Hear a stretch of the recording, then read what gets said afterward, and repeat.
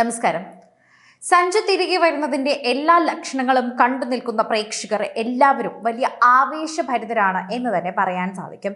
നീണ്ട ഒരു ബ്രേക്കിന് ശേഷം IPL Rajasthan Royals captain Sanju Samson വീണ്ടും ഇപ്പോൾ ബാറ്റ് എടുക്കുന്നു എന്ന ആവേശമാണ് എല്ലാ പ്രേക്ഷകരുടെ മുൻപിലേക്കും എത്തുന്നത് എന്ന് തന്നെ നമുക്ക് പറയാം. ഇപ്പോൾ ബ്രേക്കിന് ശേഷം IPL-ൽ രാജസ്ഥാൻ റോയൽസ് ക്യാപ്റ്റൻ സഞ്ജു എത്തുമ്പോൾ അത് വളരെയധികം തന്നെ ആവേശമാണ് എന്നാണ് എല്ലാവരും സോഷ്യൽ മീഡിയയിൽ കുറിക്കുന്നത്. ഞായറാഴ്ച ഹോം ഗ്രൗണ്ടായ ജയ്പൂരിൽ പഞ്ചാബ് കിങ്സുമായുള്ള പോരാട്ടത്തിൽ അദ്ദേഹം നായകനായി ടീമിൽ മടങ്ങിയെത്തുക എന്ന സന്ദേശം ഇപ്പോൾ ഉറപ്പായിരിക്കുകയാണ്. തുടർച്ചയായി 5 മത്സരങ്ങൾ നഷ്ടമായതിനു ശേഷമാണ് റോയൽസ് പ്ലേയിങ് 11ലേക്കുള്ള സഞ്ജുവിന്റെ തിരിച്ചുവരവ് എന്നുകൂടി പറയണം. അത് പ്രധാനപ്പെട്ട കാര്യമാണ്.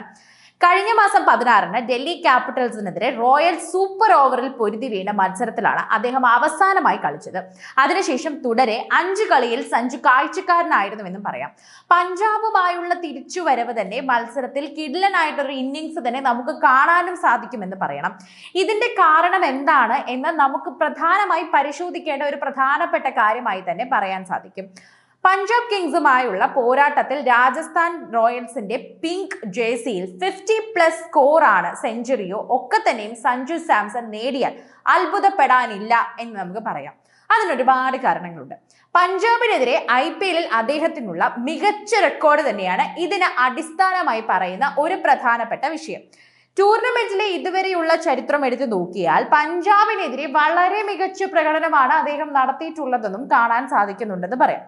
വിവിധമായിരുന്ന സീസണുകളിൽ തന്നെ ഇതുവരെ 24 മത്സരങ്ങളിലാണ് പഞ്ചാബിനെതിരെ സഞ്ജു കളിച്ചിട്ടുള്ളത്. ഇവയിൽ നിന്നും 37 ശരാശരിയിൽ 143.35 സ്ട്രൈക്ക് റേറ്റിൽ 776 റൺസും സ്കോർ ചെയ്തിട്ടുണ്ട്. ഒരു സെഞ്ചുറിയും 2 50+ സ്കോറുകളും ഉണ്ട്. ഇതിൽ ഉൾപ്പെടുന്ന പ്രധാനപ്പെട്ട കാര്യങ്ങളാണിത്. 50കൾ 2 മാത്രമായിട്ടും 700-ന് മുകളിൽ സഞ്ജു നേടിയിട്ടുണ്ടെന്നത് പഞ്ചാബിനെതിരെ അദ്ദേഹത്തിന്റെ സ്ഥിരത തന്നെയാണെന്ന് തെളിയിക്കുന്നുമുണ്ട്. ഈ പ്രകടനം വരാനിരിക്കുന്ന കളിയിലും സഞ്ജുവിന്റെ ആത്മവിശ്വാസം വാനോളം ഉയർത്തുമെന്നാണ് പറയുന്നത്.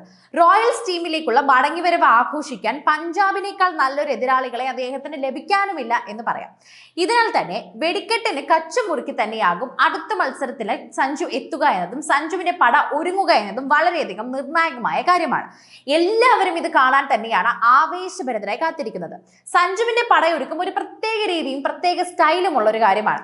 ഈ സീസണിൽ രാജസ്ഥാൻ റോയൽസും പഞ്ചാബ് കിങ്സും തമ്മിൽ മുഖാമുഖം വരുന്ന 2ാമത്തെ പോരാട്ടം കൂടിയാണ് എന്നുകൂടി പറയാം. ഞായറാഴ്ച നടക്കാൻ പോകുന്നത് ആവേശകരമായ പോരാട്ടം തന്നെയാണ്. കഴിഞ്ഞ മാസം ചണ്ഡീഗഡിലെ മുള്ളൻപൂർ സ്റ്റേഡിയത്തിൽ വെച്ച് പഞ്ചാബും റോയൽസും കൊമ്പുകോർത്തിരുന്നു. അന്ന് സ്വന്തം കാണികൾക്ക് മുൻപിൽ പഞ്ചാബിനെ സഞ്ജു സാംസണും സംഘവും വാരിക്കളയുകയായിരുന്നു എന്ന് നമുക്ക് നിസ്സംശയം പറയാൻ സാധിക്കും.